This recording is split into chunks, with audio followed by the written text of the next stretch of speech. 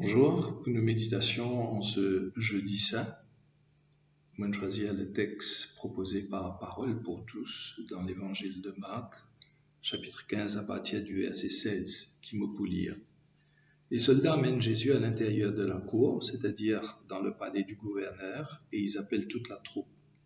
Pour se moquer de Jésus, ils lui mettent un vêtement en bottisure rouge. Ils tressent une couronne avec des branches épineuses et ils la posent sur sa tête. Ils se mettent à le saluer en lui disant « Salut roi des Juifs ». Ils le frappent sur la tête avec un roseau et ils crachent sur lui. Ils se mettent à genoux pour s'incliner jusqu'à terre devant lui. Quand ils ont fini de se moquer de lui, ils lui enlèvent le vêtement rouge et lui remettent ses habits. Ensuite, ils l'emmènent dehors pour le clouer sur une croix. Un homme de Cyrène appelé Simon, le père d'Alexandre et de Rufus, passe par là en revenant des champs. Les soldats l'obligent à porter la croix de Jésus. Ils conduisent Jésus à un endroit appelé Golgotha, ce qui veut dire le lieu du crâne. Ils veulent lui faire boire du vin mélangé avec de la myrrhe, mais Jésus n'en prend pas. Ce texte-là est bien intéressant pour nos réflexions, parce qu'il nous trouvait ayant trois protagonistes dans ce texte-là. Ayant un soldat qui peut abonder de violence, haine. Deuxièmement, ayant Jésus qui peut subir la torture. Et troisièmement, ayant Simon de Cyrène qui l'a de passage, qui finit de recevoir l'ordre, intimidation, pour qu'il aide Jésus porte sur la croix.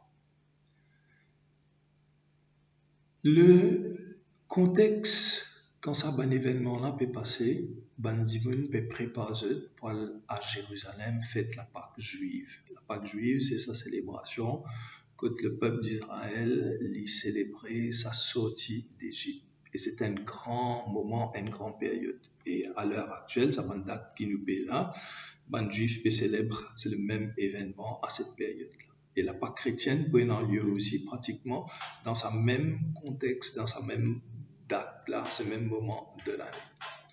Mais d'abord, Cyrène. Cyrène appartient à la ville à côté.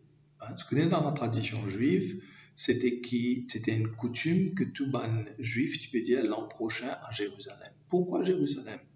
Parce que le mot Jérusalem dit constitué de deux mots. De première partie qui veut dire voir et deuxième, c'est la paix, mais voir le visage de Dieu. Jérusalem a été toujours l'endroit que les Juifs étaient rassemblés. Nous connaissons l'histoire depuis l'Ancien Testament, depuis sa création par le roi David, le temple par Salomon, le temple qui est crasé, qui est reconstruit par Néhémie, et ça à l'époque de Jésus là, tu finis même une amélioration quelque part du temple avec le roi Hérode.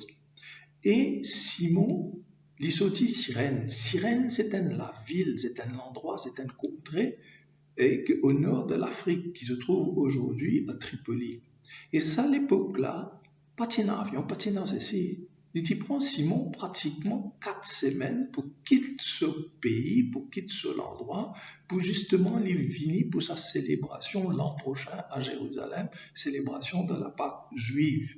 Et voilà qu'il y a en chemin, il peut venir avec ce bons enfants qui subitement, ban soldats, arrête-lui et oblige-lui et Jésus à porter sa croix.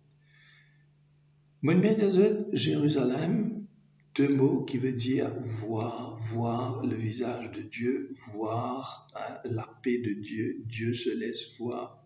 Mais le mot Simon aussi veut dire voir. L'étymologie, la racine même du nom Simon veut dire voir. Imagine Simon qui passe un temps de préparation extraordinaire pour lui capable de venir à Jérusalem. Pour qu'il est capable de faire ça, et c'est peut-être une préparation de toute une vie. Nous-mêmes, au sein de la communauté, nous commençons à préparer nous pour qu'il nous en pèlerinage à Jérusalem au mois d'octobre, pour pas connaître s'il est poénant et pas poénant, mais c'est toute une préparation, c'est toute une mobilisation. Il n'est pas pour prendre nous 28 jours pour aller là-bas, mais à l'époque, il prend 28 jours de la sirène pour arriver à Jérusalem et pratiquement autant pour le retour. On imagine toute la préparation que Simon et que ce bon garçon fin faire pendant tout ça, les temps-là, toute sa préparation pour aller passer un moment vraiment de recueillement et de festivité. Et voilà que subitement, à l'entrée même de Jérusalem, il y a un drame qui peut jouer et se mobilise, se intimide et dit bien apporte ça la croix là. Le texte dit à nous clairement, et moi je suis content de relire, les soldats l'obligent à porter la croix de Jésus. Nous connaissons que dans Luc chapitre 9, Jésus veut dire celui qui les suit, il dit bien qu'on prend sur la croix et porte-lui. Hein? Et notez quelque chose là. La croix, il l'oblige à porter la croix. Et pas tout à fait le même contexte qu'il nous trouvait dans Luc chapitre 9. Et moi, je pense que parfois la vie lit souvent cela pour nous chrétiens. Simon, tu peux préparer pour trouver bon Dieu, pour rencontrer bon Dieu. Pour aller voir à Jérusalem, vivre cette expérience-là. Et finalement, il pourrait trouver, peut-être c'est aussi le premier chrétien, parce que c'est celui qui va rencontrer vraiment le visage de Jésus. C'est celui, comme son nom l'indique, qui va voir Jésus dans toute sa souffrance. C'est celui qui va aider Jésus quelque part, parce que la croix lui a été déposée, la croix lui a été donnée. Mes amis, nous ne sommes pas capables d'être chrétiens et faire l'économie de la croix. La croix est centrale. Nous tous, quelque part, nous sommes contents de la vie sans la croix. Mais la croix, c'est une libération. C'est une libération. Ce qui peut arriver aujourd'hui dans le monde lit beaucoup plus le résultat vraiment de toute la folie humaine, de tout ce qui nous croit, nous maîtriser, nous capables de manipuler, changer, faire ce qui nous envie. Et voilà aujourd'hui le résultat de cette pandémie qui peut tuer combien d'immunes, qui peut affecter combien d'immunes, qui fait mettre combien de pays à genoux, qui peut paralyser le tout, qui peut quitter nous tout pratiquement dans une situation vraiment quelque part de désolation. Mais nous chrétiens, même si le fardeau est porté sur toute l'humanité, nous besoin qu'on vive peut-être comme Simon dans ce contexte-là. La croix, le fardeau, le Covid est déposé sur nos épaules. Dieu est avec nous dans cette souffrance. Nous pétrons vraiment le visage souffrant de Dieu. Et surtout cette semaine sainte, rappelle-nous la souffrance de Jésus, la souffrance de Dieu, Dieu anonyme sur terre. Et toutes ces moqueries des soldats-là, c'est aussi la moquerie qui nous, bien souvent, nous énerve de Dieu, la moquerie du monde envers Dieu, parce que nous pensons nous maîtrisent tout, nous connaissons tout, nous capables de faire tout, nous Dieu à la place de Dieu. Et voilà aujourd'hui, quelque part, le résultat de tous ces dérapages qui peuvent venir. Mais le monde peut repartir parce que nous croyons dans un Dieu d'amour, nous croyons dans un Dieu Père, Fils et Esprit Saint, créateur du monde, rédempteur de l'humanité. Et c'est ça qui nous les programmé à Pâques. C'est un moment où vraiment, que nous capables, toutes nos bonnes images qui nous capables énormément de Dieu, peut-être un peu comme Simon, nous typons une préparation pour qui tu parles culmine, c'est pas qui part. Mais Dieu, la croix est posée sur nous pour qu'il nous la porte, qu'il nous porte ça la croix là, parce que c'est dans la croix qu'il nous trouve le véritable visage de Dieu. Et c'est dans la croix que nous connaissons la véritable rédemption. Et c'est dans la croix que nous connaissons le véritable visage de l'humanité et qui nous reconnaît nos misères et qui nous reconnaît vraiment nos dérapages. J'espérais en ce temps que nous cheminer à Pâques, que bon Dieu trouve nos bonnes efforts, qui bon Dieu trouver qui nous peut changer à l'intérieur de nous-mêmes.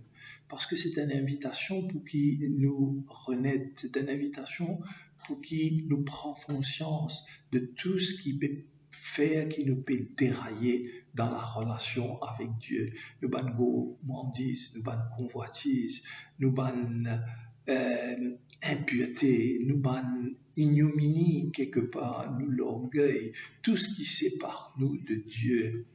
Mais c'est dans la croix que nous sommes capables de prendre conscience de tout cela et qui nous sommes capables d'être libérés.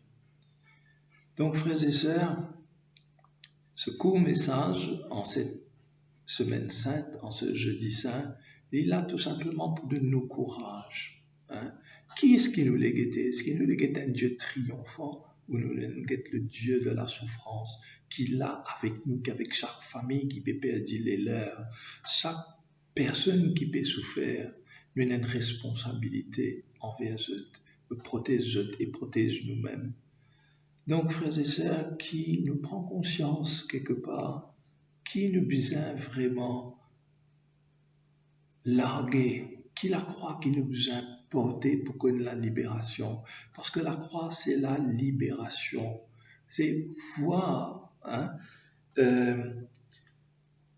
si Jérusalem, c'est l'endroit où Dieu est visible, avec l'épisode de Simon, c'est dans la croix que Dieu est visible. Laisse-nous trouver Dieu dans la croix, dans la libération qu'il apporte nous par le sacrifice qu'il a offert pour nous tous.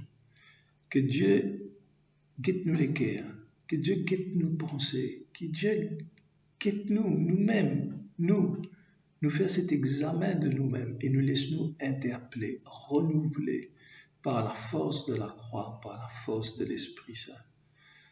Alors, c'est aussi le moment que nous pouvons célébrer la Pâque, qui nous célébrer la Pâque vraiment avec beaucoup de réjouissance, que Dieu vaincra de tous les fléaux que les hommes ont su créer et qui, bon Dieu, protège notre famille et protège tous ces bons enfants à travers le monde.